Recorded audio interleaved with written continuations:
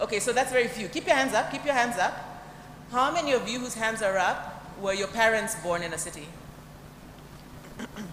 Okay, the Europeans' hands are still up. Okay, there are 3 hands. Let's see them. Okay, so there are more. There are a few African hands up. How many of their parents were born in a city? So there are no hands up. So this little experiment, I think I used just to make the point that, so we know that Europe urbanized a lot earlier than Africa did. Africa is considered on average to be about 40% urbanized now. That's much lower than the global average. It's over 50. But it's a recent phenomenon, I think is the point that I was trying to make.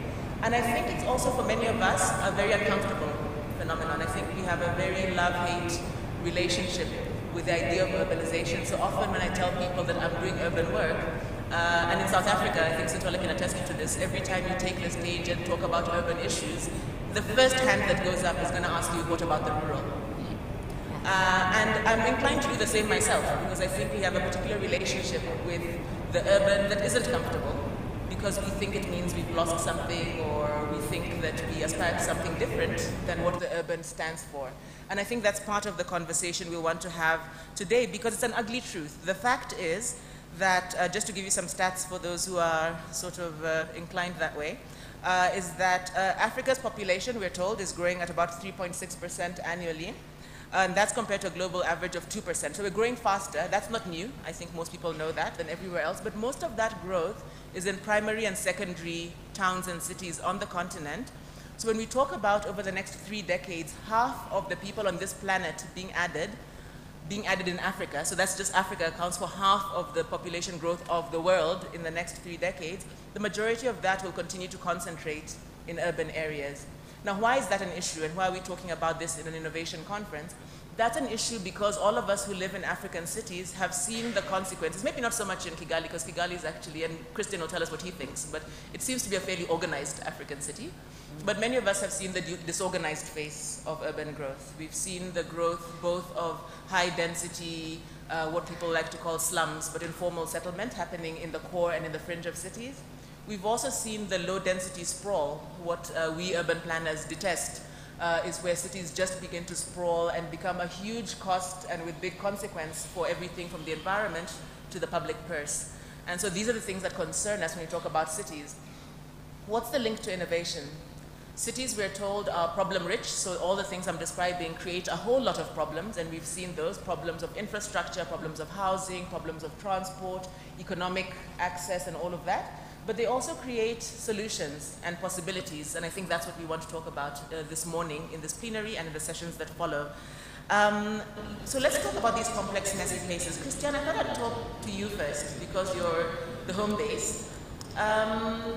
What I'm describing is the reactions to the idea of the city. Is that similar to what you encountered here? What are your thoughts on urbanization in Rwanda? Well, thanks. Well, you allow me to go a little bit into my past, very briefly, so that people can understand the perspective where I'm coming from. I was born and raised in Kigali, the city which, even though we are 1.2 million people, it wasn't. When I was born, it was probably less than 500,000 people. So it's a fairly new city. It's 100 and plus few years old. The next city I lived in for the majority of my time is Shanghai, China. That's where I went to school. And basically, the reality that I hold of cities is these two places that could be any more different. And I have within me this conflicting love for megacities because of my time in Shanghai, at the time where I was exposed to how a city of 70 plus million people functions and the opportunities it gives to population. And it was also an amazing time at that time because it was a time when China was kind of like overhauling this entire system, and there was this like huge economic boom that I saw transforming Shanghai into world-class city that it is at the moment. So I have this notion of where cities can take us, the greatness of living in a massive city, but I also have this fear of cities like Kigali or even smaller cities like Kigali is. And I think I'll caution everybody to subscribe to this notion of African cities. Because if there's one thing I've learned is that a city has its own character. It doesn't matter how big it is, it doesn't matter how, where it's located. And it has to be different for a city to function. It has to exist for a reason that is deeper than its economic benefits and its social interactions within it. And I don't think in African cities we have that yet. I think in Kigali at the moment there is an effort to try to define what Kigali is as a city. Because as you show in the small poll you conducted before we began here, all of us came to these cities at some point. And for fairly recent cities, you find that this commonality of that place of the city is still missing. People are still identifying themselves from where they came from to that city. And that, to me, becomes the big challenge of young cities. And in that chaos, we try to identify ourselves as Dubai of Africa. And then we come up with all these funny definitions that I don't think are helping shape the cities that we want to create in the future. That's one facet of the problems. Maybe I'll talk about the others later when I'm out of time. But on that, do you think, do you see examples, I hate being asked this question, but I have to ask you, do you see examples on the continent of where there are cities that have a stronger sense of what they're about? So when you talk about cities needing to have a sense of what they are?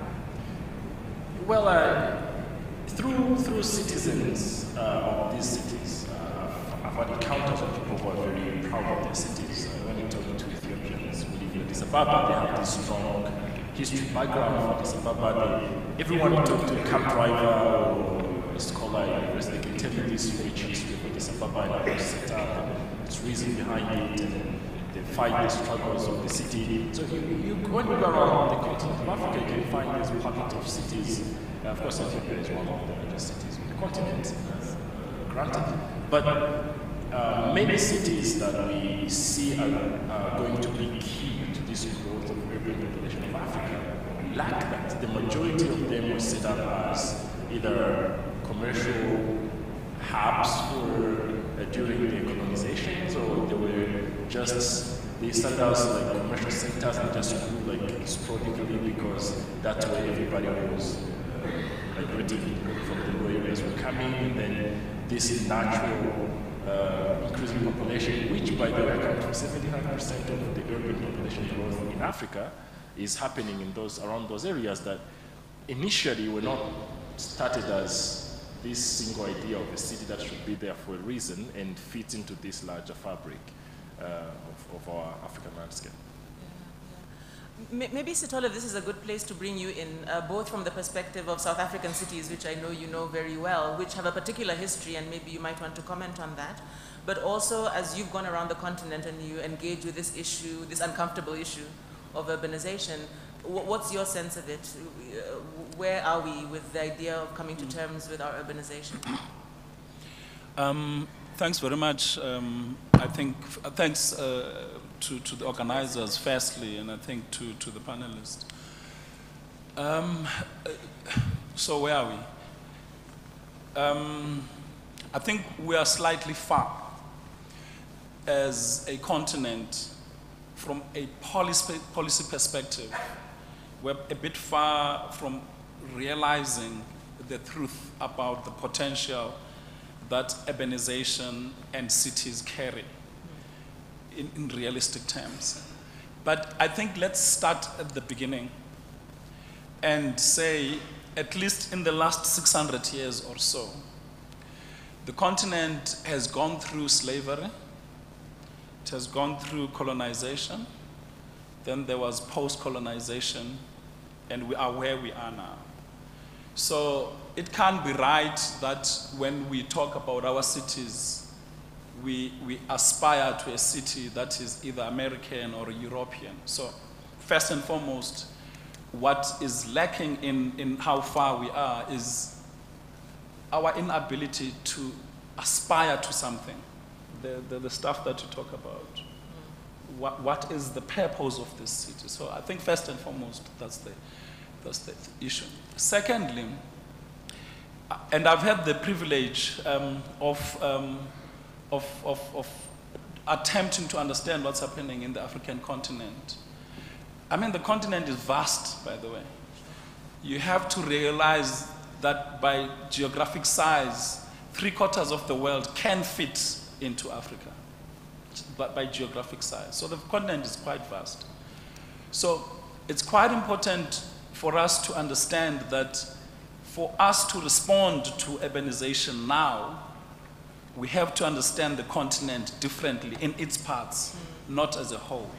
Because the mistake I think that we are likely to commit is to assume that there's going to be one bullet pill that will solve the challenges that come with urbanization. As a matter of fact, we might miss the opportunities if there's one silver bullet. Thirdly, our urbanization in the African continent, and therefore this thing called the city, is not happening in the same way that it took place in Europe or in America. Our urbanization is not driven by industrialization.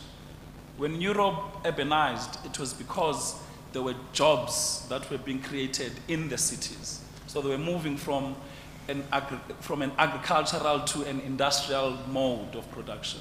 So people in those areas moved from rural areas into urban areas. In the continent, our urbanization is being driven by poverty. It's not driven by jobs. So people are moving out of rural areas in search of opportunities in the towns and in the cities. Which may not be there. When they get there, those are not there. So our cities then get to be characterized by deep poverty, unemployment, and general inequality. Hence you see informality as the natural response, because these are human beings that live there. So if we can at least accept that, I think we can then be able to put an inspiration of what type of cities we want to have. And I think that's quite important. Now, given our history, part and parcel of what we also must understand is that you can ill afford to have a disunited Africa. Unity is paramount if Africans are to survive in the next 500 or 1,000 years, because this has been the most divided continent. As a consequence of things we know, colonization in particular, the reality of Anglophone and Francophone Africa, for instance, during the Cold War period, has meant that for a while, we are unable to respond as a united force to urbanization, as a united force in Africa.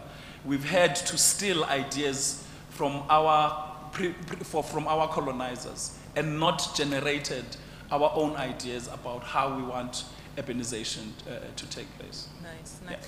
So I'm going to come back, Christian, just a heads up on that last point about whether we have our own idea of an aesthetic or of a form that we take. But Sithole, on your I think it was your third point, I've heard more in South Africa than in any other country, perhaps, the idea that, oh yeah, because we have an urbanization of poverty, yes, we should stop people from moving. Now, only South Africa, because of history, could come up with such a preposterous idea that you could actually stop people from moving. But what's your response to that? What's your response to this idea that we can somehow stop the urbanization or slow the urbanization?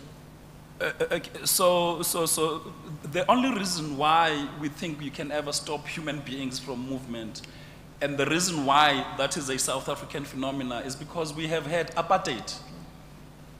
And if anything, apartheid failed as a project of stopping people from moving, where blacks were put in some little corners and whites in the bigger part of the country occupying, you know, cities.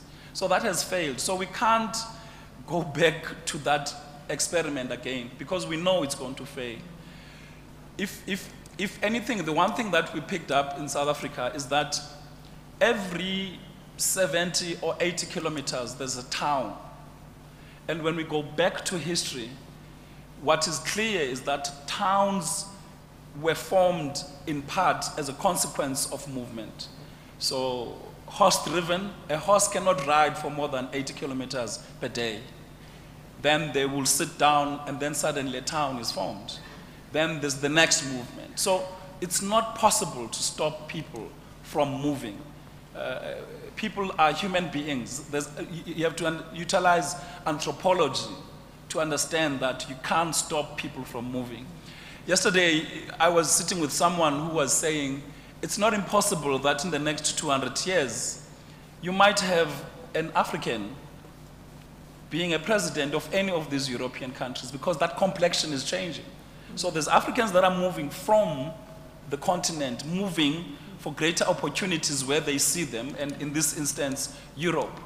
And I'm not certain that some of the responses that are derived from the European countries are solving the problem. They are not solving the problem. So there's a new form of urbanization in Europe in the same way that we are experiencing our own form of urbanization. So it's not going to happen. Right, right. Ingrid, I want to bring you in. So you're in a very different kind of context. What's your response? Is this kind of conversation one that you would be having in the US? And if you think about your own city or your own urban experience in the US? Yeah, so Detroit definitely was more industrialized, right? And as many of you know, we were very dependent on specifically the auto industry. And so when that failed, it caused a high level of unemployment. And this is before the recession even hit in the United States. So the decline had been going on. I was born in 1977. So it started around that time, or actually before then. So it was a slow decline that we were experiencing, and it's left our city pretty ravished. But I think it's also because of the way that city government is positioning itself. So Detroit, first of all, we see ourselves as an African city, so this is really wonderful to be on this stage. We are 85% Black. We are now 700,000 people on 139 square miles of land. And so we're really facing this issue of what comes next and what is our future without this larger industry kind of really being the foundation of our economy. And it was not only the auto industry, but it was also education. Teachers, when I was growing up, could start at $70,000 a year. And that has dramatically dropped, and they've even taken money from teachers in order to supplement the school board. So, you know, I think the one thing that I think is kind of similar is thinking about systems that actually benefit this 85% Black city, this majority of color city. We have a high Latinx population, Asian population as well, and indigenous. So, you know, that was one of the things when I was running for mayor. I was looking at why are we using very particular government systems, economic systems that were never built to serve, protect, or even offer prosperity for the Black body.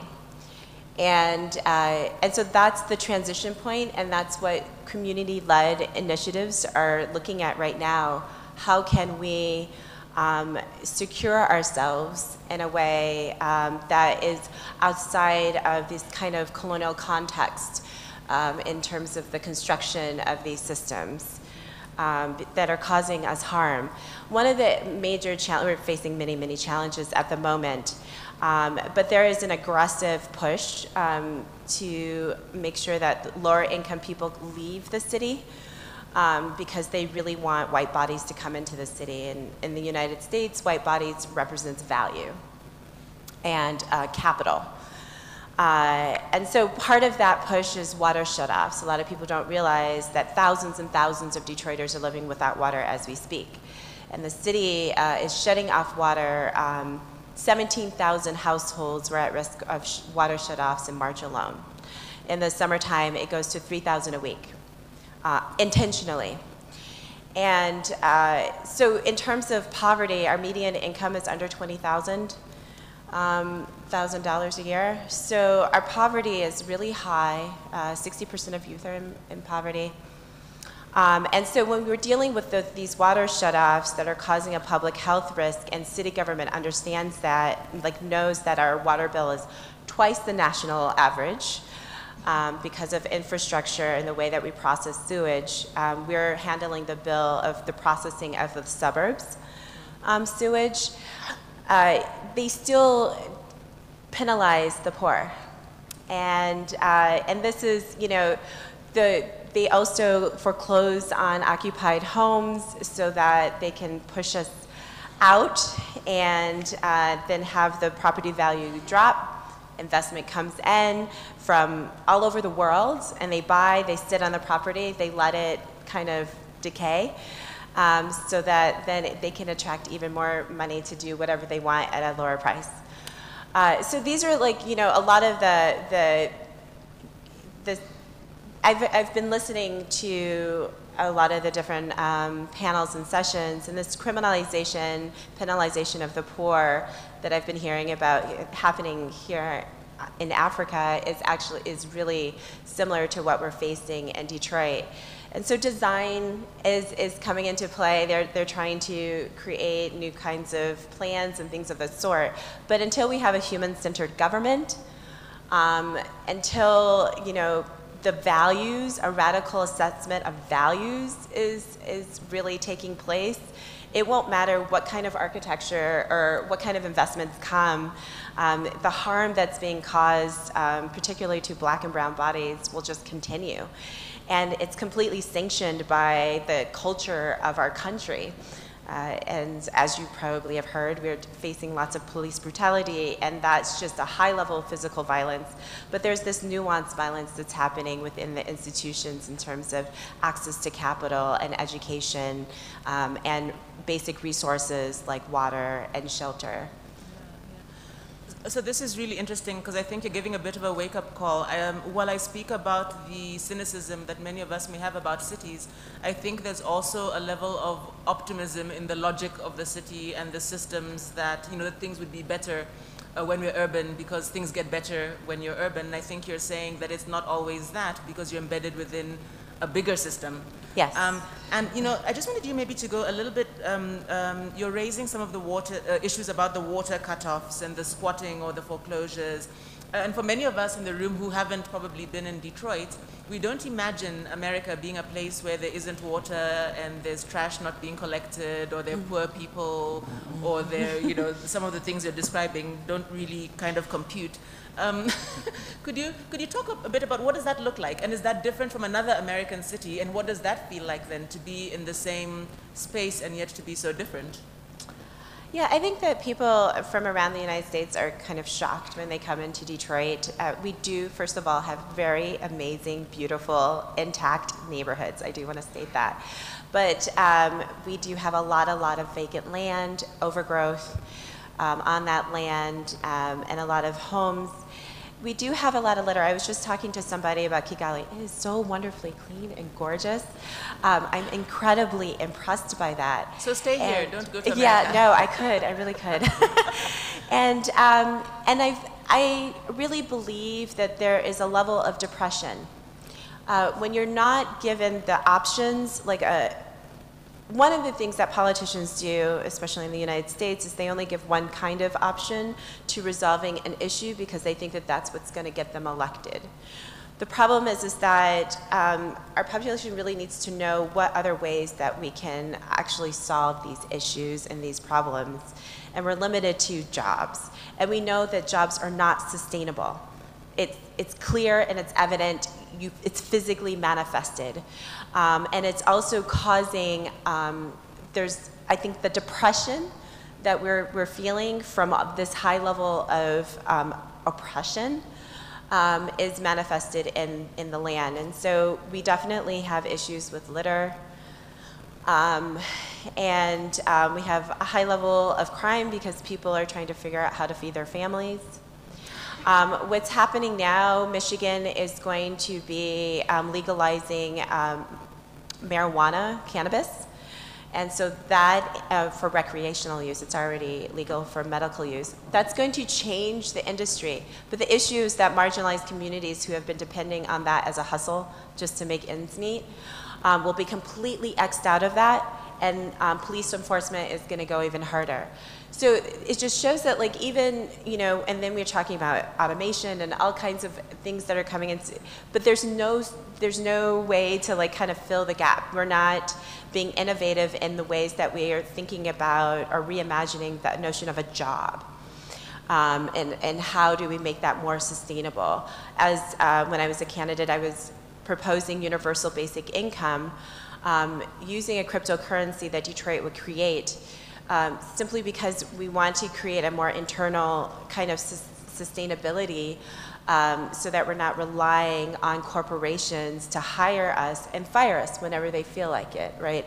And then also with Black Americans, even if we're making, you know, a certain amount of money, we're usually in debt, or we're taking care of our families. So our capital doesn't go as far as it should.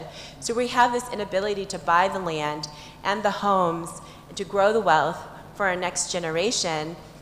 And so therefore it's difficult to empower our own communities. But what's happening, these community-led initiatives are really looking at decentralized kinds of systems, decentralized production, even decentralized finance. There's a neighborhood that wants to create its own cryptocurrency. And, you know, decentralized communication. 40% of Detroiters do not have any access to the internet, and so they're creating mesh networks, which basically means that you're putting satellites on different homes in a neighborhood, and the signal bounces and it creates free Wi-Fi. And it's all on the ground, grassroots, from the residents and citizens of Detroit. City government is not leading any of these initiatives. And in fact, sometimes they impede and interfere. And so this is why I ran for mayor. Excellent. So I hope you'll be on the civil society panel tomorrow, because I think it'll be really nice to hear about some of what civil movements are doing for themselves around these issues. But I want to come to you, Rory, our resident capitalist. So part of what Ingrid is talking about is the economy and how that works or doesn't work for the city, and I guess trying to hack it in the context of Detroit. What excites me about your work is that I know you've been quite involved in thinking quite deeply about capital in the city and how things could work, particularly in underserved or underdeveloped parts of the city. I don't want to bring up the South African situation too much, but could you just talk a little bit about how you see the city and city economies and the flow of finance? Sure. So can you hear me? So I think the thing for me, or at least 5 things stand out, which I'll run through very quickly. The first one is, you know, what's the problem statement that we're trying to respond to through this form factor called a city? Cities, in my mind, or at least one of the most important features of cities, is to drive capital efficiency. We can get a lot more out of a limited space, and we can get a lot more from the density of people, skilled people in a particular space. And what I tend to find in the discussions on cities, at least on the continent, is that the discussions are more around cities as an aspirational form factor, just to say we've arrived. You know, we have cities as well, so we are part of the global economy, as opposed to saying what are cities meant to be. Now, once you begin to deal with that question, you begin to run into issues of, for example, cultural norms and traditional norms around things like ownership of land and so on, which tend to, because cities obviously buck the trend in that regard. So I think the big thing is, how do we bring back focus to the idea that cities are actually systems of driving capital efficiency? And to the extent that we are proposing interventions and so on that don't address that fundamental issue, our cities will never be sustainable. They will simply be, what we end up doing is we end up ruralizing cities.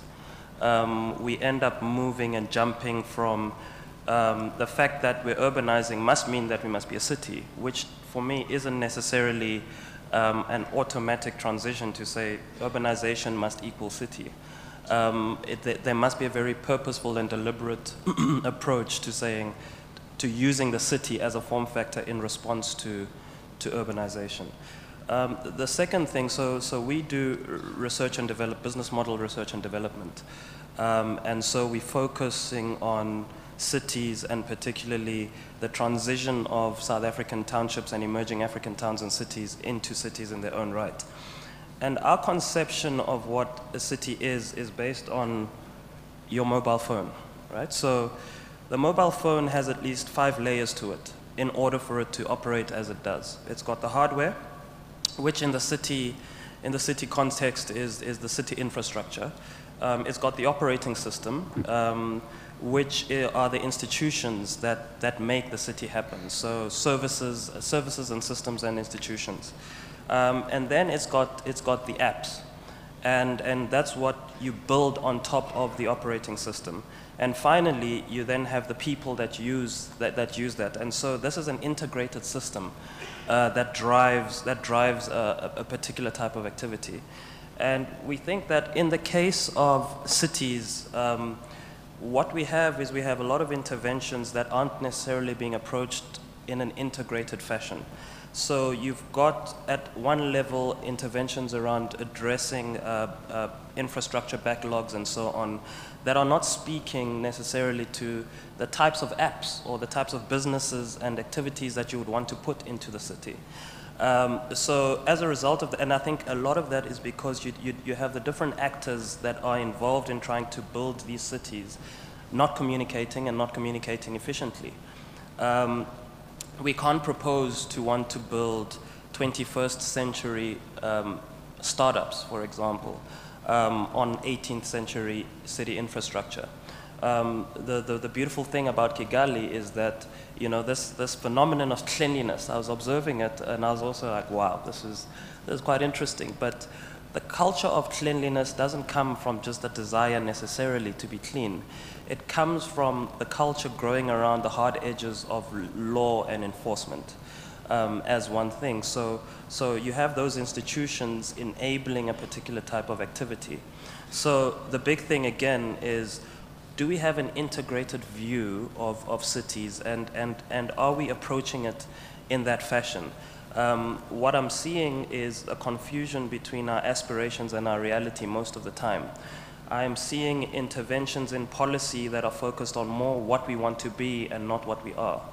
I'm seeing interventions around the growth of business being about, oh, let's set up these high-tech incubators, but we just don't have the policies and the infrastructure that can support them.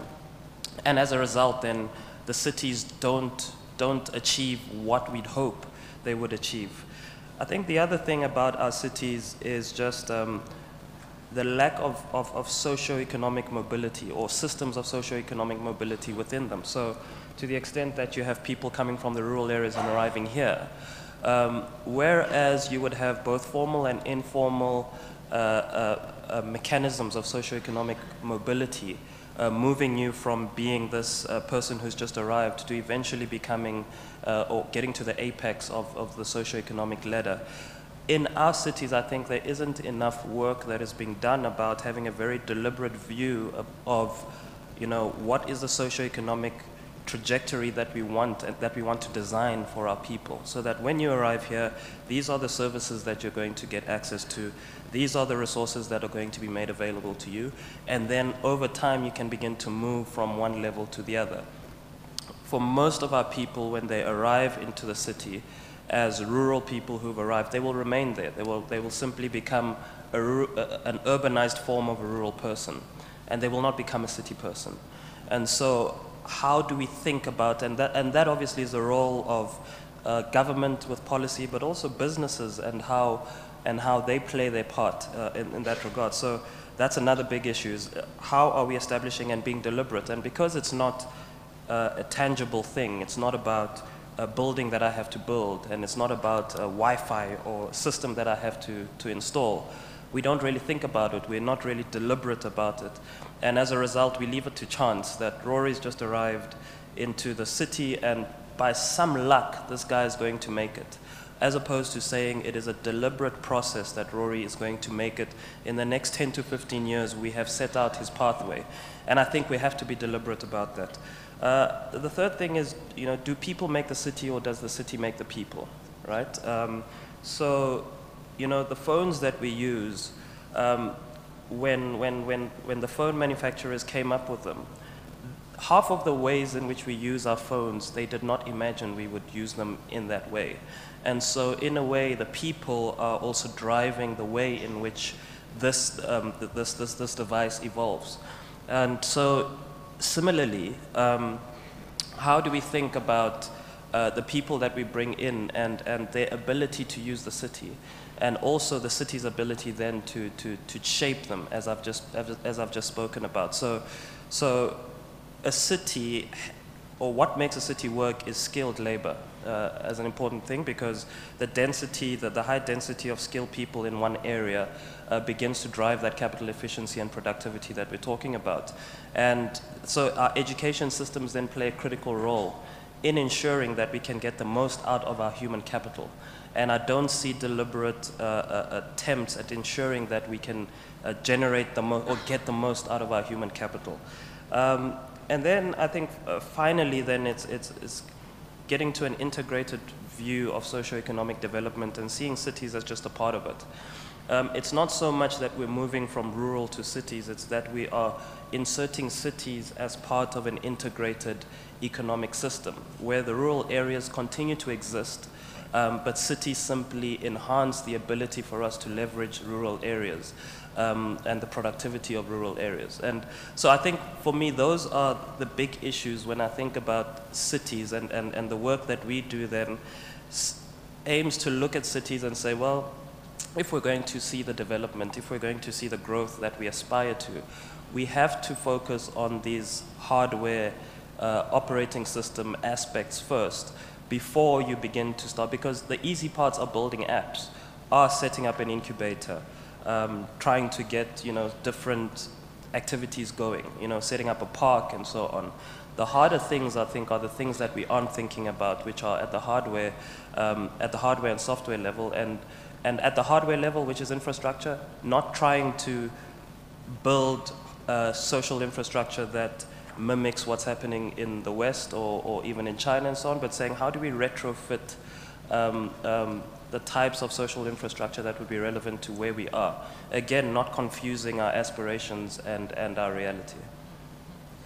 So, I think it's a really interesting idea in the way you lay it out, but maybe as you talk about this integrated system and the kind of order of it, I guess one might say that the difference is because the city is not the phone where there's a factory process that can dictate who does what when, there's a messiness to it. So these institutions kind of do what they're doing, and so you may want to say, okay, we start at the beginning with ground zero, but in fact everything else is going on at the same time, right? So the apps are developing, the users are using, everything else is at play simultaneously.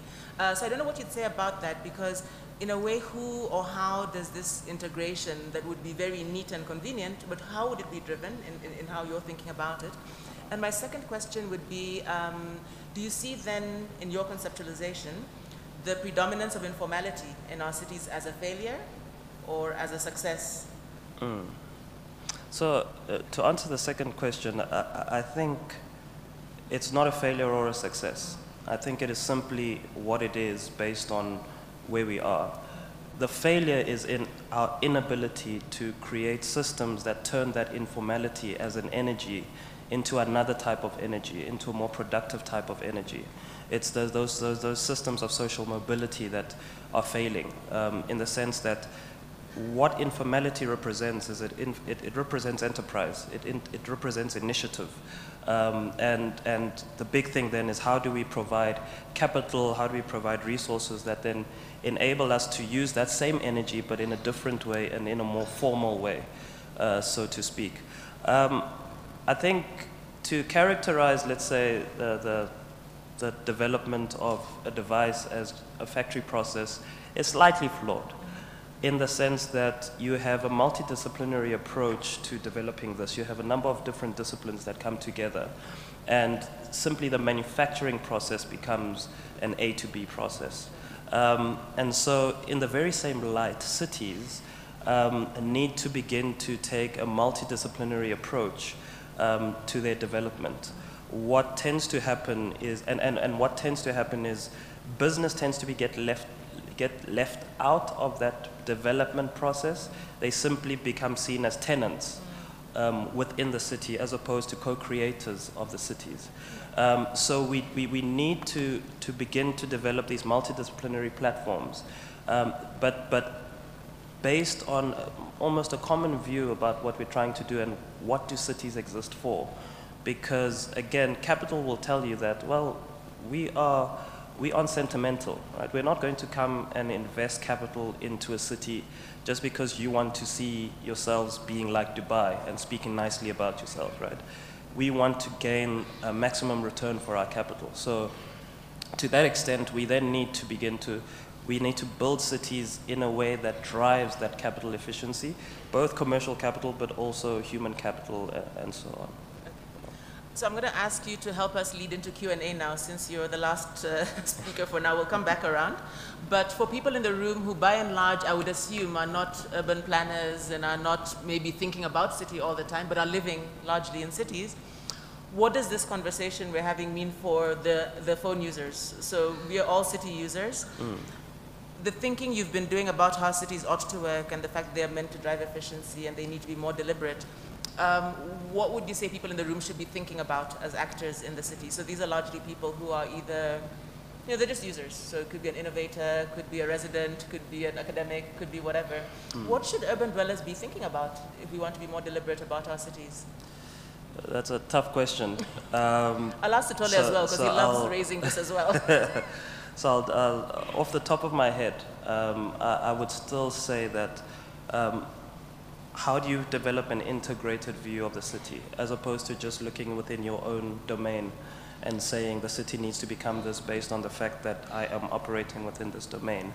What are the different other areas that influence what a city becomes? They're all important, and there's none that is more important than the other. But because of our politics, because of where we come from and so on, it becomes an emotional conversation as opposed to a very practical conversation. If you think about the companies that are changing the world today, let's think about the FANGs, right? Facebook, Amazon, Netflix, Google, Apple, and so on. Those guys are deliberate about changing the world, right? Facebook owns all of us, right? Not me.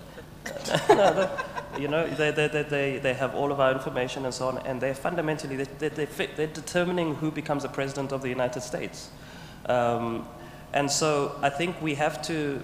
I know that we try and approach it it's more politically correct to say, oh well, I am not as important an actor. These things just happen. But actually, there are people who are being very deliberate about shaping the world into what they want it to be.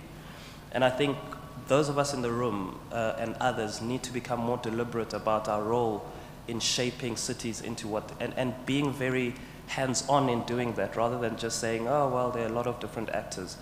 Those different actors who are the FANGs are causing all the different actors around their technologies to behave in a certain way because they're deliberate about it.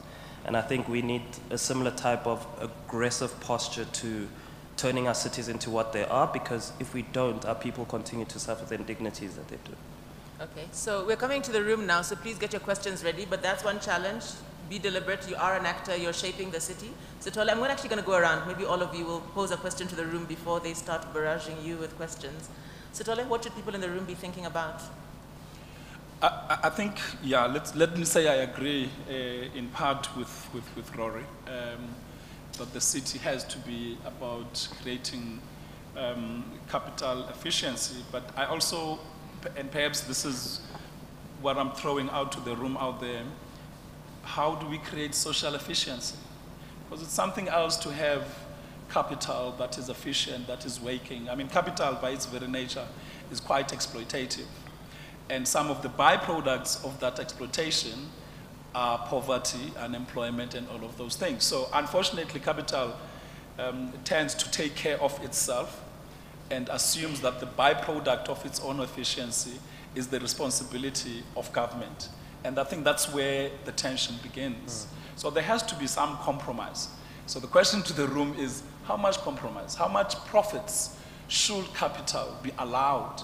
And this, unfortunately, that's where the politics comes in. Because then capital easily just stands up, leaves the room, and goes and exploits Somewhere in else. another country.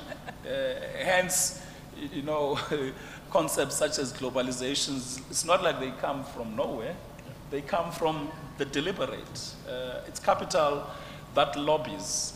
I mean, if you look at, and I think Americans will teach us, the origination of the word lobby, it is because there were some men and women that sit in the lobby and wait for decision makers to come out of the room and give them something to influence their decisions in the lobby.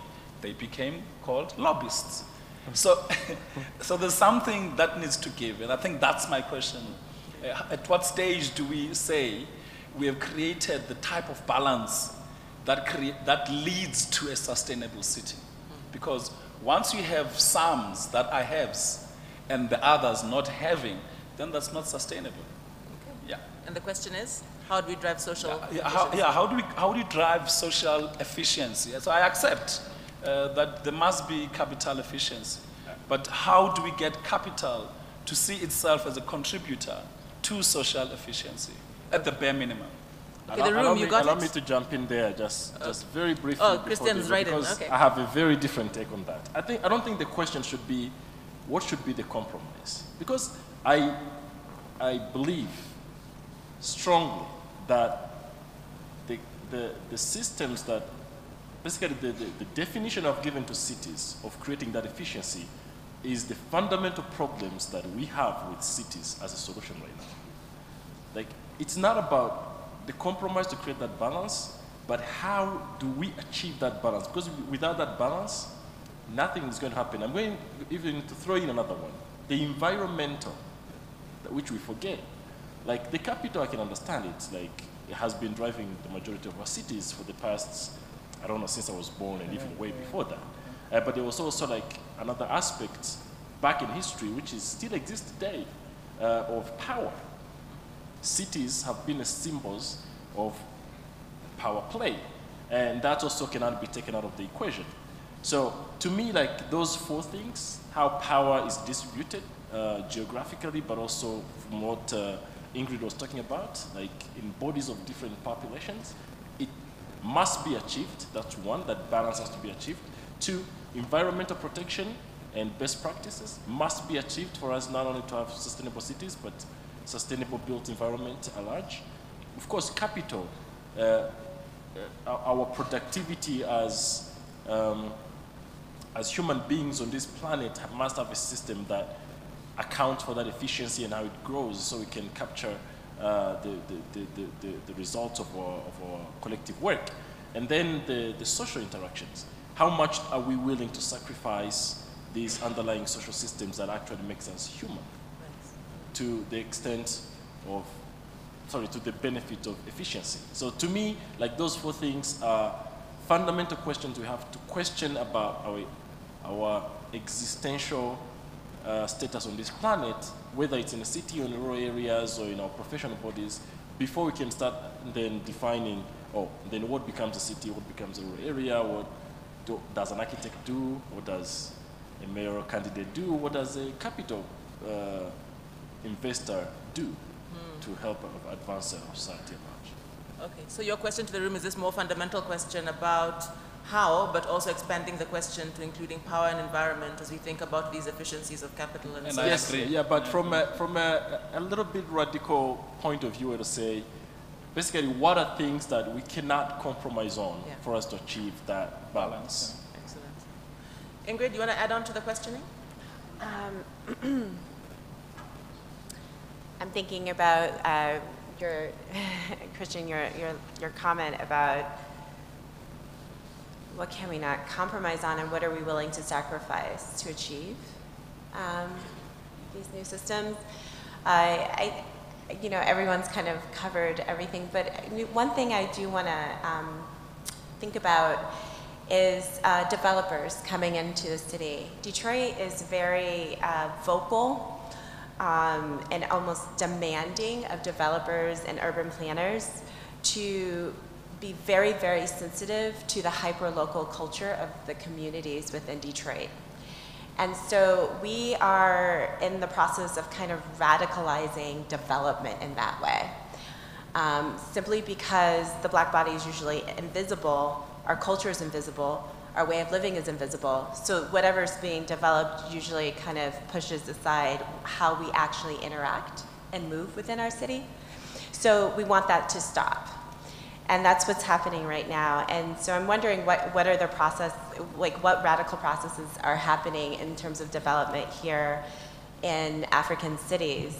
And then also I'm wondering what other kinds of systems, if we're not looking at a colonial or the West, you know, to kind of structure our systems, then what are the other ways, I'm curious to know, that you're looking at to kind of reimagine the institution so that it actually responds to, you know, the place, to that individual city and its own identity and character.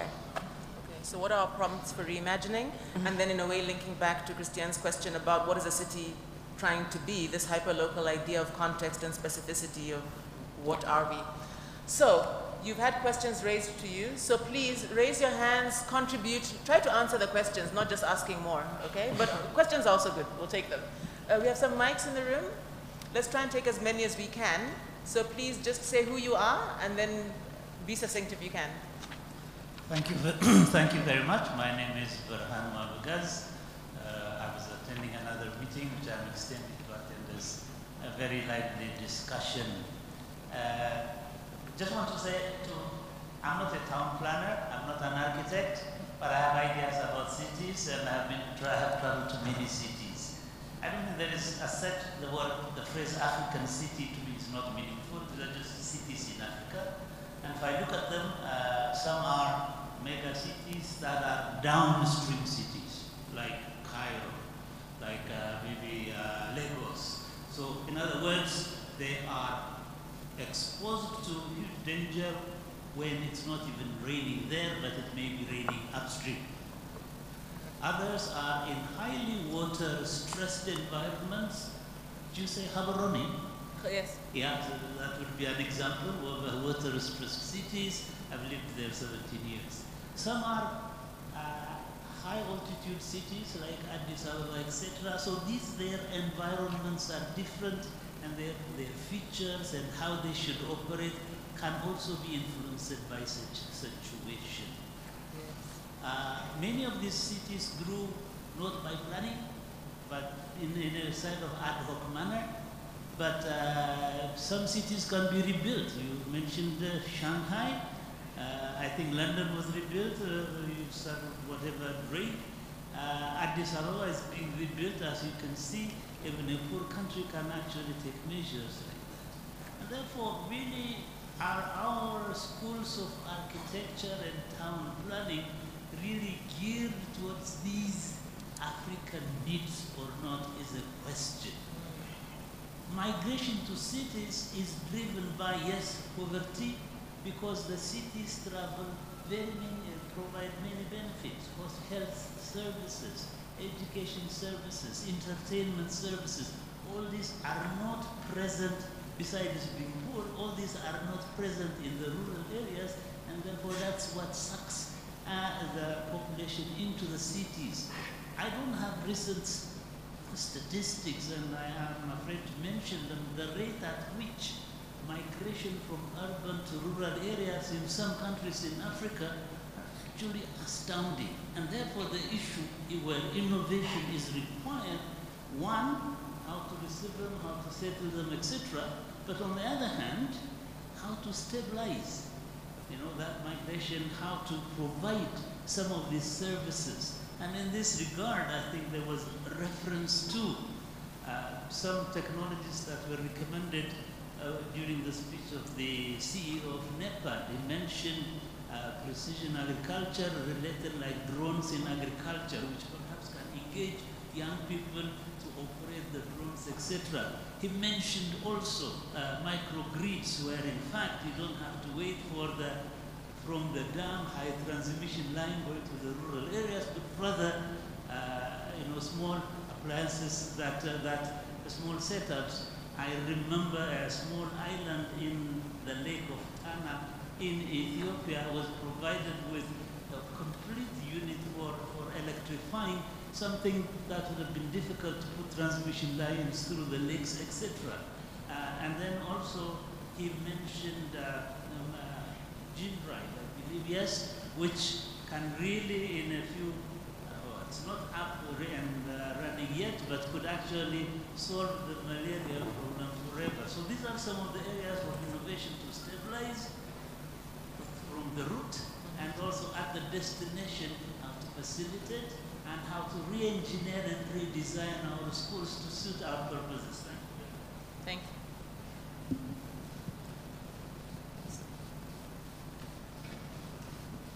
Yes, morning. My name is Kevin. I'm from Kenya and an entrepreneur in the food sector. So I think probably I want to read a statement about describing the life that we have in our cities today.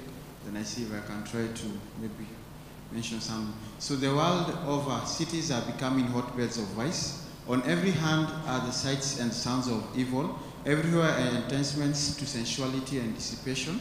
The tide of corruption and crime is continually swelling. Every day brings the record of violence, robberies, murders, suicides, and crimes unnameable. Life in the cities is forced and artificial. I think that's something I wanted to emphasize. The intense passion for money getting, the whirl of excitement and pleasure seeking, the thirst for display, the luxury and extravagance, all are forces that, with the great masses of mankind, are turning the mind from life's true purpose. They are opening the door to 1,000 evils upon the youth, and they have almost irresistible power. A study recently was conducted by World Economic Forum, and they realized that kids who get exposure to something green, like you wake up, I have a friend who lives within the CBD of Nairobi. She's been there for the past, she's actually in high school, she's been there for the past, I think, more than 12 years. Every time she wakes up, the noise of Nairobi, there is no green plantation or anything. So World Economic Forum was able to decide to analyze and see that kids who are exposed to some green matter or green vegetation, they are able to actually reason out and at least even be able to answer and have a quick IQ, as opposed to kids who live in cities and there is no green in the school. The school is actually on a second floor. Imagine being on a school on a second floor. The other side, people are complaining and they are being tear gassed by police. The other side, hawkers are all over there. So you find that those kind of kids, as you were saying, there could be a problem with the IQ according to the research. So what they were encouraging is, as much as we cannot all move from the cities, there ought to be some good things that can be done, more so for the children, those who are younger than I, for example. Those probably can have some, at least, exposure to the green environment, exposure to all those things, so that at the end of it all, as much as some of us would prefer to go and live far from the cities and work maybe in cities because of the opportunities, so that we get a bit of, we have the natural attraction to something, at least to the vegetation.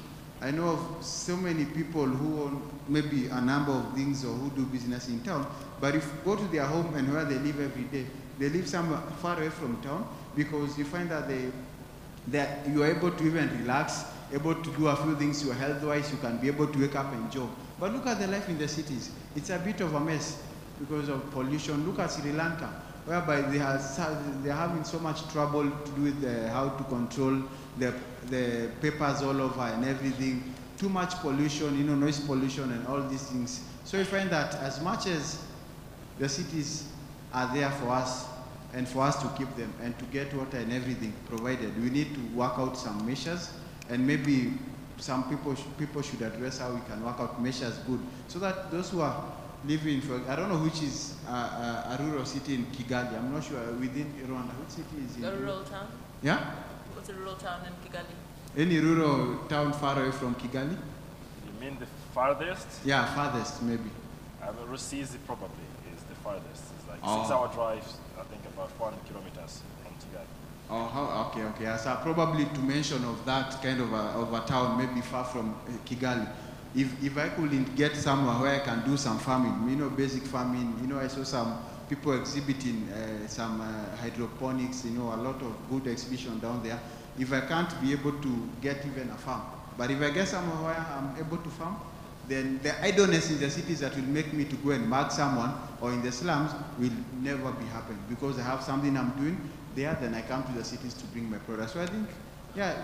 Kevin, what would be your requirement to live in, what do you call it, Rusizi? Rusizi is private town. To live in Rusizi, is it just a piece of land, or might you be wanting some Wi-Fi? Yeah. What would you There's need? Wi-Fi to in live there? Rusizi, just. Oh, wonderful. What else would you need to live there? I think if I'm living there, then I'll probably, if I have somewhere, maybe there are kettles there, there is somewhere I can be able to, do some small farming, grow something that can sustain the family. I think I watched a video yesterday night of your president, His Excellency, President Paul Kagame, whereby he said one of his rural homes, he was calling it a working home, because he has cows there, I'm sure there are farms, probably the video went further. So I think that is something I would look for. But I think unfortunately for most of us, nowadays, you go to a restaurant, you go somewhere, even at someone's home, the first thing you ask, not even water, is, you have Wi-Fi? Can we charge our phones? No, that is a problem the cities have brought to our lives now. We don't even consider about the friends sitting next to you, how they are doing, how they've been. The first thing you consider is, can I charge my phone? And is there Wi-Fi? Yeah, so I think the Wi-Fi should not be the first priority for me. If I'm able to do something nice, it's good sometimes to even get muddy. Just go into the farm and get muddy, as opposed to life in the cities whereby you see men looking sharp and moving up and down, yet at the end of the day, they are just stealing our money in these offices. Yeah, so, yeah, I think that's, I hope it Thanks, gets Kevin. some No, more. that's Thank useful you. intervention. Thank you. There's a hand right behind you, from the lady. Good morning, everyone. I'm Ebichi Akensaya from Nigeria. I have a simple comment, and what I hear, especially from the panel, it's more like a chicken and egg situation for what we face. Which one comes first? I think in the end, you can't divorce politics from all of this for you to make anything work. While we make efforts to make our governments a little more responsible, perhaps on the private sector side, we can also have some action by the professionals, like the associations. You have your requirements, practices, and all that.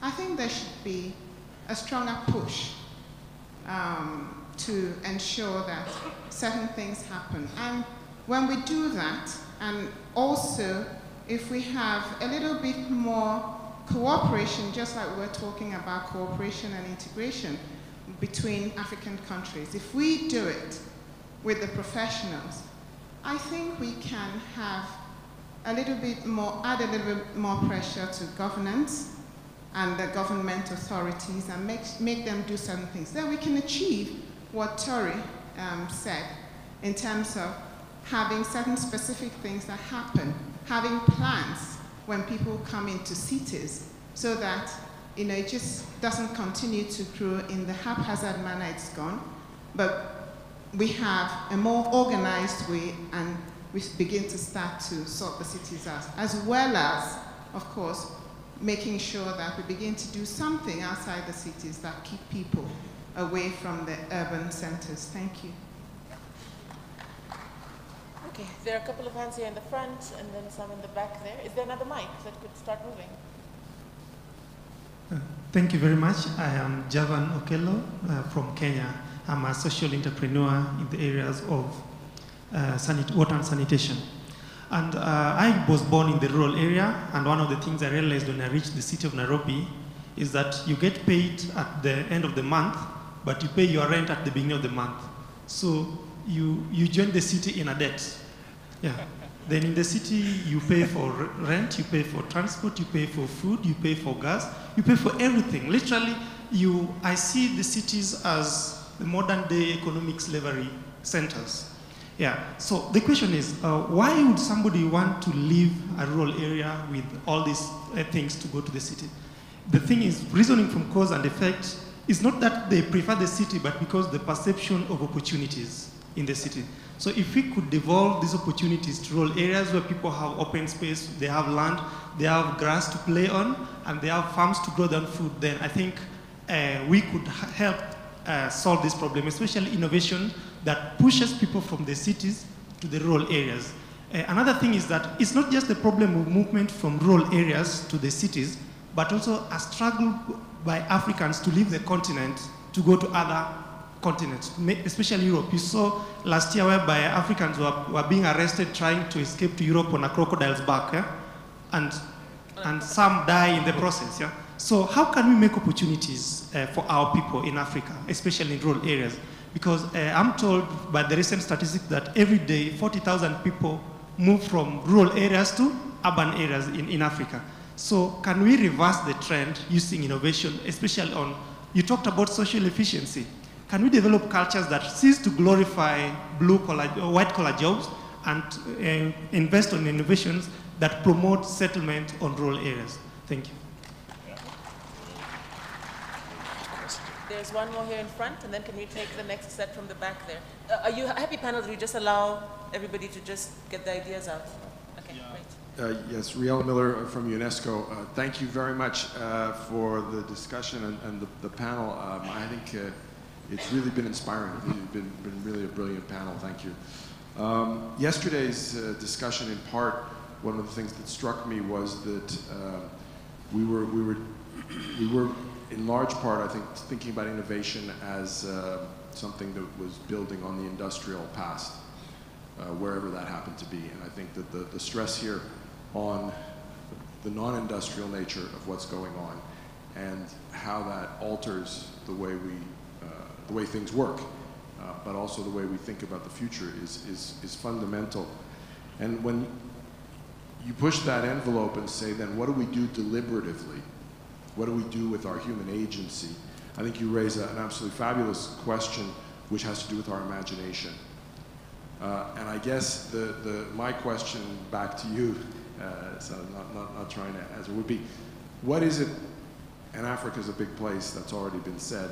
I come from Canada, which is also a fairly big place, and very different. And in the Canadian context, I wouldn't dare say what the people in British Columbia should do if I'm living in Ontario. So keeping that in mind, though, in the African context, do you have or do you feel that there's an imaginary or a way of imagining that allows you to tap into the challenge you've posed, which is about changing the meaning of value creation, of the meaning of capital? Because let me just point out, capital, the concept capital, whether it's social capital, human capital, or financial capital, or physical capital, is in fact a promise of the future. The very fundamental notion of capital is, in the future, it will be valuable. Right now, it's not capital if it doesn't have value now, but the key issue is, in the future, it will be valuable. What could the holistic and reality, the physical, the entangled, as Bio would say, the wild part of being human everywhere, contribute to this redefinition, in a sense, of what is capital, and in that way create the conditions for meaning and value that doesn't simply emulate or converge or catch up to some old tired ideas that didn't even happen that way through deliberation in any case. I mean, deliberation never created very much, in my view. Thank you.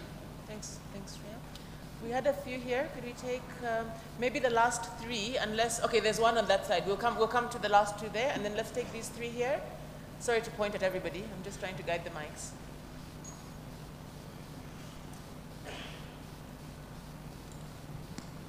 Thank you. My name is Cliff Richard. My question goes to Christian. How do you think the community should raise its voice when it comes to problems of urbanization in Kigali? so as to make the city more sustainable and inclusive and resilient? Thank you. Thank you.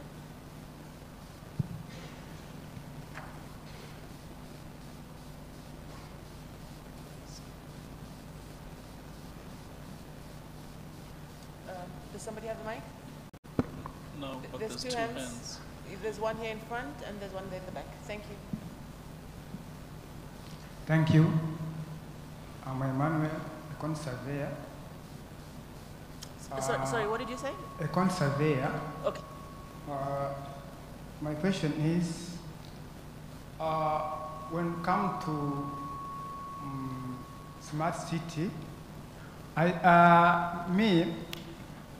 just first think about what the meaning of smart city, what the cause of smart city. The cause of smart city, I think, is smart people. So, which comes first? I think is what? Smart people. Who serves who? Does smart city serve people, or smart city serve? Just I want to say the cause of smart city should be the smart people. So when I see smart city, or I say city, I see as a cause or effect. No, effect. The cause is people who are going to use those cities. Or, for example, let me say you buy a smartphone of, let me say, Apple or iPhone. And when you are not able to for example, to install WhatsApp, for example. So, my example is just, let me say, when we are going to build those cities, and then people on those cities are not able even to just use those cities. Sure. So that's great. So this is a comment about your phone is not so smart if you actually can't use its smart features. Yeah. That's fantastic. And I hope you'll be in the smart city session after, because I think that session it's called Smart City, but I think it's going to try and also raise some of the questions that you're raising. So please do attend that as well. But thank you. So smart cities are only smart if they're driven by smart people. There's one here in the front, the gentleman in the, I can't tell the color, is it salmon? It's pink. Okay, thank you very much. My name is Charles Ndege from Kenya. I chair Young Innovators. Actually, thank you, the panelists, for the discussions of the city. The problem is that connecting within the city and the urban, people in the urban area feel that going to the city, they will have the green pastures there.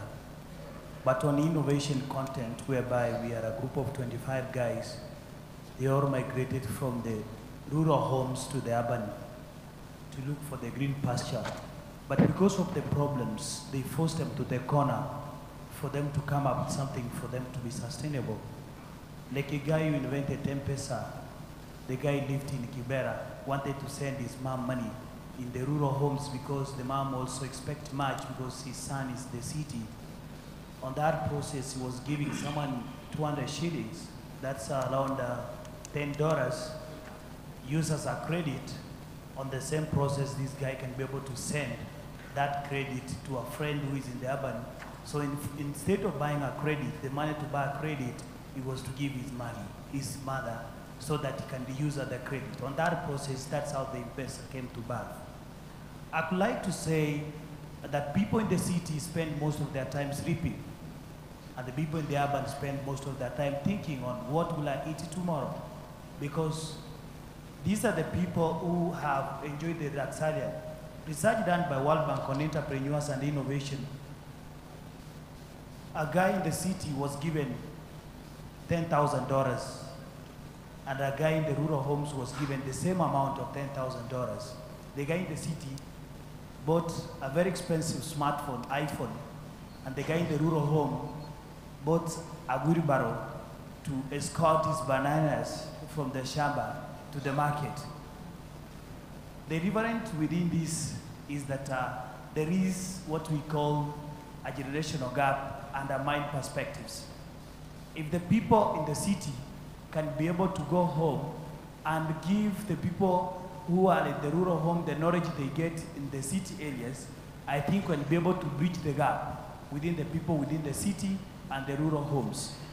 Reasons being is that the people who stay in the city, they go home to visit, but they don't go home to share the knowledge.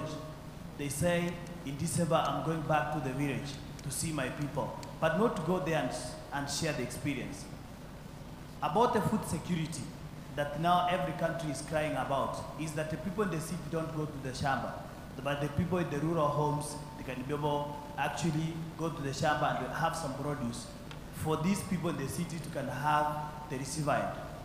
My point is that we must change our perspective first, the people who stays in the city, so that we take the knowledge back home. Kenya and South Africa share one common thing. Do you know the thing they share? They are the people in Africa who share the largest slums. South Africa is Soweto and Kibera in Kenya. They share the largest slum. On the other side, the two countries are the one that, according to the PowerPoint presentation that Kenya and South Africa are reading on ICT innovations. Do you know why? It is because the competition in terms of thinking is the one that has led the two countries because of the two lives they are being shared. Thank you very much. Thank you. We're going to take the last two questions on this side. Okay, now there are three. I'm going to ask all of you to please be very brief. We're down to our last few minutes, and I'd like to be able to come back to the panel, but it's really rich what's coming from you, so we'd like to hear you. Yes. Thank you. My name is Nishime Israel. I'm from Rwanda. I work with Kwanda. So I have one question. So Africa is a big continent of big contrast. How can we better know, how can we better understand the countries of Africa and support their population? Because people move from rural areas to urban areas. In the city, they can get many opportunities, but in the rural areas, they can't get it. Thank you. So the question is how to better support rural populations. Yeah, they move from rural areas to urban areas. Okay. Because in where they are going, they will get many things comparing to where they are coming from. Okay. Got you. Thank you very much, Israel. Thank you. Then right next to you, yes? Thank you. Okay, I think it's on. Thank you. My name is Benson Zaisenga. I'm from Rwanda. So my question is that why population growth slows in the rest of the world? It continues to rise in Africa. So what are the implications? The implications of population rising in Africa? Yeah. Okay, gotcha. Then we have our last question. I think it's there in the front. The gentleman in the... Thank you. My name is Gustavo. I'm from Rwanda. I have one question. How do we ensure steady financial for our significant needs for sustainable development in Africa? My second question, most of African cities, we used to see people coming from rural area coming to cities. instead, why the government can't go back and teach people in rural areas how to work hard as they used to teach people in cities. So I was thinking, if we go back to the root where people comes from, and then we start teaching them how they can manage themselves as we do it in town. Thank you. What was your name again? Gustav. Gustav. Yes. So Gustav, are you saying that you think people in urban areas work harder than people in rural areas? Exactly. Okay. Which contradicts. So we're going to have to debate that one over lunchtime. Can you please have lunch with me? Okay. No, thank you so much for all of these rich contributions. Oh, now the guys in the back want to protest. Okay, if we take your questions, could you be very, very brief? Because we do need to take the panel and we need to close out. So let's just take those 3 hands, but please be quite brief. Thank you so much. I have been raising my hand for a while. Oh, it's because we couldn't see you, sorry. This side, yeah. My name is Peter Awang. I'm a private consultancy in Botswana, Gaborone. I'm representing the African Center for Surgical Innovation. I must be honest that I've been enjoying this, although I'm a healthcare provider. But I just want to raise a point when it comes to designing these efficient cities that we talk about, especially in Africa. When it comes to allocation of healthcare facilities, I mean, whether clinics, medical centers, or hospitals, most of the time they are not given a priority from the start. Simply, maybe when developers are designing these cities, maybe there is no person who have already considered, investing in healthcare facility, which is very expensive. But whether you like it or not, as the town and the cities boom, there will be always a need, for healthcare facility to be developed. But the challenge is, deciding on where to put that clinic or that medical center or that hospital. It's not about just that. It's about putting it in a place where people can access it easily. I have been to Nairobi, I have been to other African countries, I have been to Cape Town, I have lived in Sudan before the split. And I have realized that, most of these hospitals that are put in a place where if you happen to be sick at the time where there is extreme rush, even if it's a kilometer from where you are supposed to be transported to that facility, you can easily die on the road. So my question to the panel is that how would we tackle this challenge in terms of considering and putting priority to allocate strategic locations within our future smart cities? Thank you. Thank you. Thank you. And then the gentleman down the same row, and then the one just in front, 2 rows up.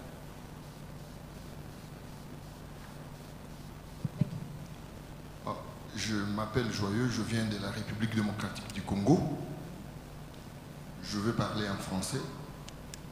En fait, la problématique des cités en Afrique a des spécificités, c'est-à-dire ça dépend d'un pays à un autre. Il y a des pays où les dirigeants fait mandat peuvent vendre, ils spolient comme ils veulent. Il y a d'autres où c'est réglementé.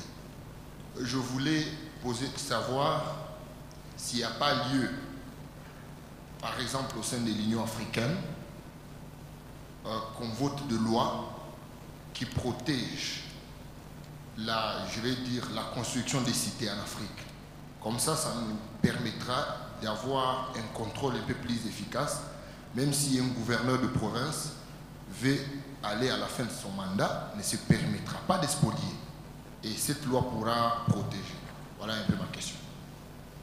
Thank you. So unfortunately, je ne comprends pas français, so I think Christian will interpret the question for us, but thank you for the question. We will take it on. And then just the one hand in front.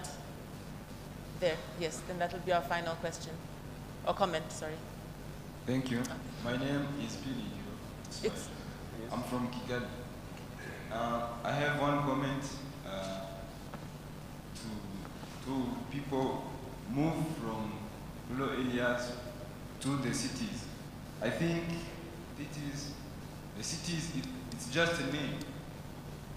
Because when you move from Rwanda to Uganda, you can go to Mbalala, but you go to Kampala. And I think cities, it's like activities, that free Wi-Fi, buildings like this. You can build this building to Rusizi. I think we should move those activities to the village. Yeah, that's my comment. Thank you. It's a powerful comment. Thank you for that. I have to admit that I'm being bullied by my supervisor. Somebody protect me. Can we just have a mic here before I have my degree taken away? And that'll really be now the final comment because we're a little bit over time. We'll take a minute each just to close out. I just want to say, Geshi has been my teacher. Although I'm her supervisor, I learned from her. The reason is she did an excellent work in South Africa. The South African context of city townships. We don't have cities.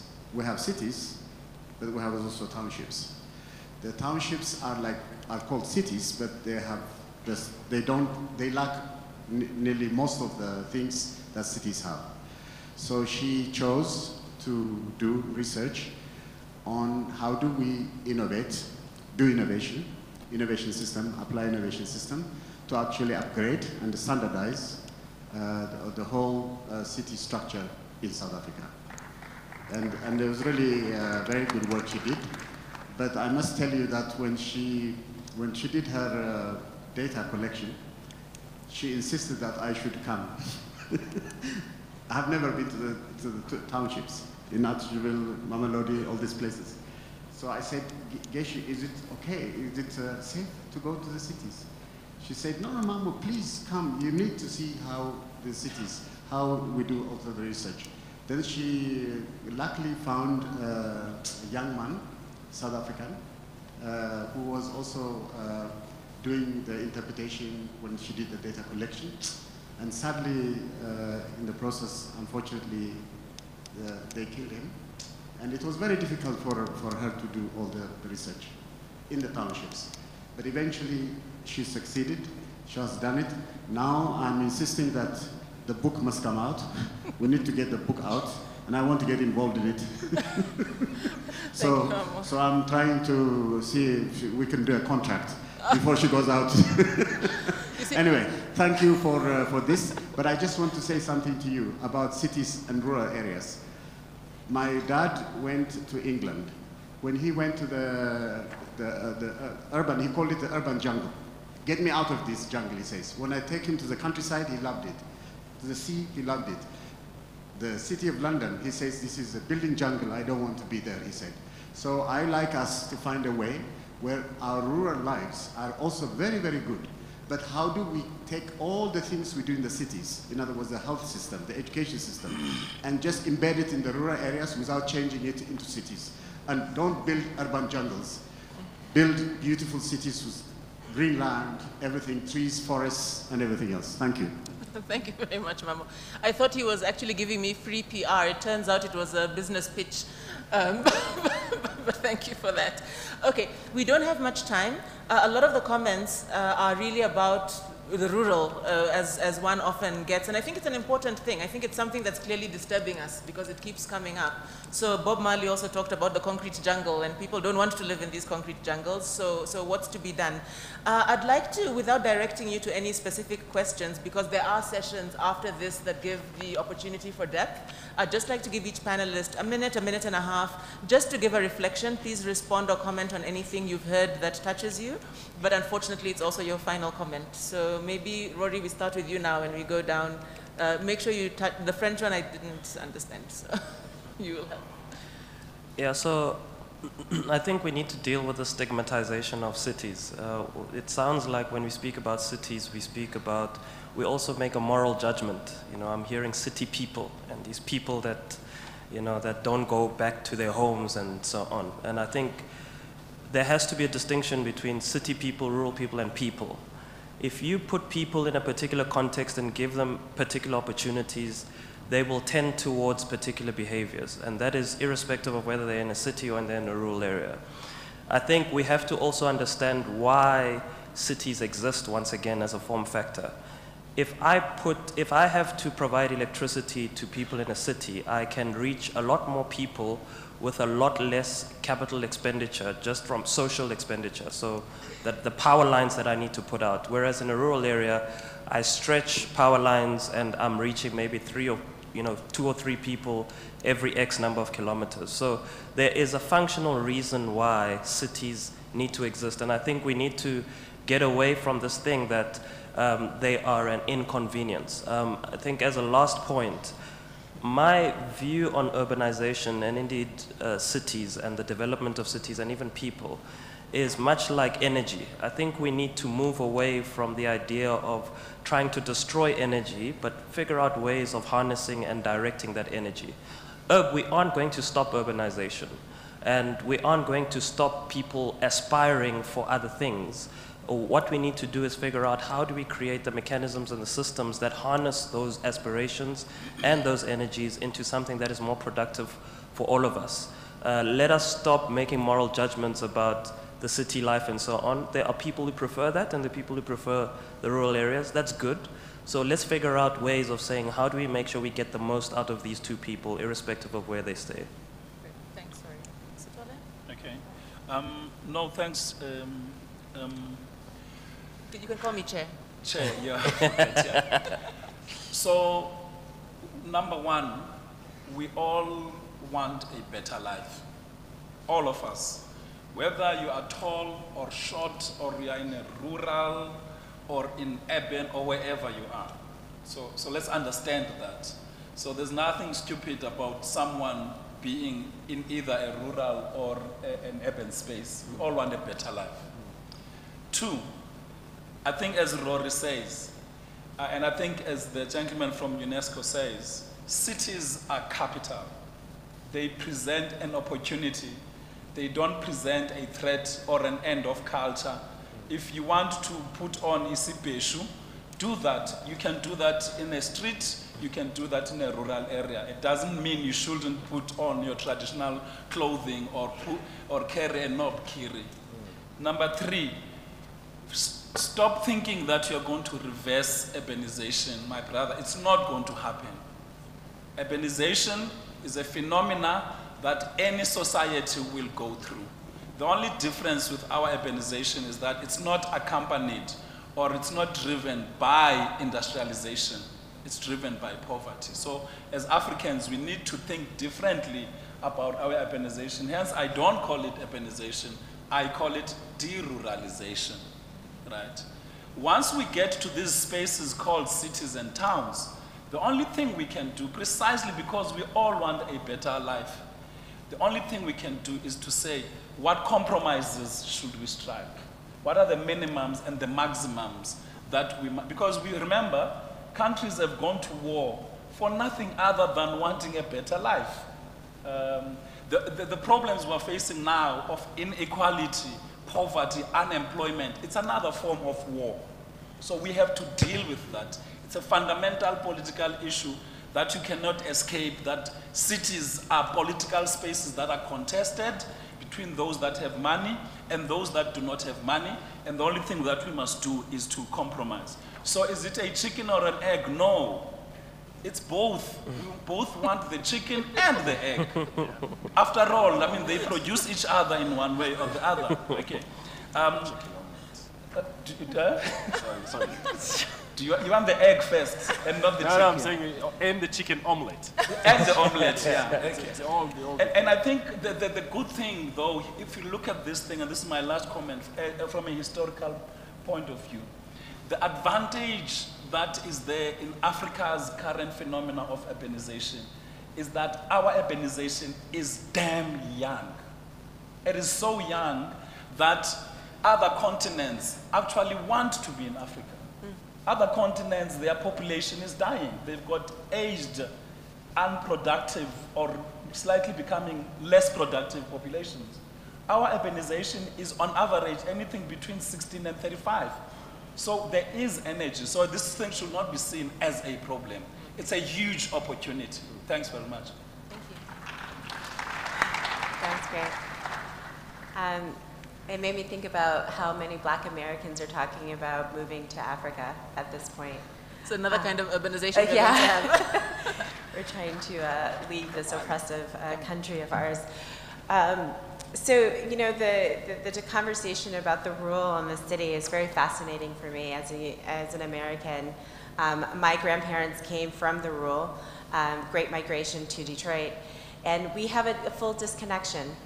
We don't see it as ancestral land in that way, so we don't really return in the same way. And so that, I'm just thinking about that right now, but then also the fact that Detroit has vacant land the size of Manhattan. So we are in the process of reimagining what a city kind of looks like. It's a really interesting mix of industrial, agricultural kind of space. And that's where the imaginary really comes into play, because we're dealing with a different type of landscape. We're not very densely populated. The city was created for 2 million, and now we have 700,000. So, you know, the future, it's a time for experimentation and being as radical about that as much as possible, and looking at, you know, different cities around the world to see what could possibly work for us, since we have this wonderful opportunity. Thank you for allowing me to share, allowing this American to be on this panel. Appreciate it. Yeah, I'll start by translating the question. Hopefully I can get a few seconds more to my time as interpreter privileges. I think the question was more like, I think he talked about that cities are specific, even though we are the same continent, but each city should be specific.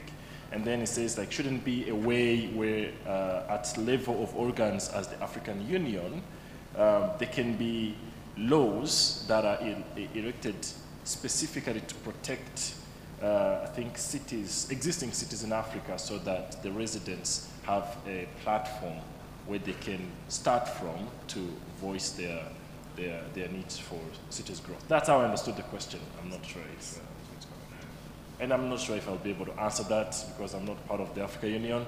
I'll have a voice to that. But my comments will talk about 3 main points. To me, one is to try to challenge the notion that a city is a solution, is the single solution to densification and urbanization. And I think some of the panelists have spoken about it. It's one of the ways, it's not the only one. So we must challenge how we deploy that city as a solution, and what specifics you want out of that city before we start investing efforts into that. Reason for that is because we have this pathological need to always find solutions to consequences of problems rather than going back to question some of what have caused these problems in the first place. The second point I want to talk about is someone that people mentioned in a couple of comments. There's someone who addressed a question specifically to me, talking about the voice of people to promote resiliency, but also talk about inclusivity, and somebody about healthcare infrastructure, talked about accessibility, and that's another point. If that solution you're deploying, be it a city, be it an urban center, be it an architectural solution, be it a capital investment, if it's not benefiting everybody, what good is it? If it's not benefiting the environment, if it's not supporting our underlying societal systems that allows us to function as a human, we should start by questioning that. And then that brings me to my last point, where I see the opportunity of this to happen, specifically for the comments that my fellow, sorry, I'm very bad with names, I have to look at them. Rory. Rory and Sitole have mentioned, talked about the African continent, where we are as a young continent, new urbanization relatively, and where we can go. We have a chance, a unique chance in history, to redefine what urban living or city living means for this particular continent and project in the future. There's something also very interesting that Ingrid mentioned a little bit about cryptocurrency, how this blockchain technology could be something that we leverage, how decentralized energy production is a technology that is advancing quite quickly, how Internet of Things is something that we can rely on as we craft what the future of urban living is. The efficiency we want to create in cities, or we wanted to create in cities 50 years ago, is no longer relevant today. In Africa, we are busy constructing CBDs when people are moving to work from home and everywhere. Like, what is good in deploying such massive investments to create this central business district, whatever that means, that is going to be irrelevant, that is already being irrelevant at the moment, where in cities like Detroit, that entire ecosystem has completely failed 20 years ago. So to me, like that type of thinking of like saying like, let's not bury our heads in the sand and focus on solving these the consequences of problems you created in the past, but rather go back to the real question, the fundamental questions, and question these cities, the disciplines. There's even someone who raised a very important question. I think the gentleman who asked who made the first comment about architecture school. Like, we need to question our education. Like, what are we learning and what are we teaching our children about this future life? Like, I don't think we're doing a great job in that. We have like our young people who are going through school right now to be architects, and when we talk about architecture, that are learning theories from how these cities, what cities in Brazil was conceived to be the capital city. Like, those are the theory in architecture we're still learning, but they're very irrelevant right now in this time, and let alone on the African continent. So to me, like, going back to those fundamental questions is imperative for us to say that we have a glimpse of making sure that African future cities actually do work. Because for now, there is a very big void about what that means, first of all. Like, we don't know it. And someone made a very good point about there's no African cities, there's just cities in Africa. That's a good start for me. I think I totally agree with that. But there's a fundamental question we have to ask about everything else that follow that. How do we define it? How do you define wealth? How do you define opportunities? How do you define future? And then from there, we can walk backwards and then say we can take specific or bite sizes of these solutions to achieve that. Excellent. Thank you. I think this panel has given us a great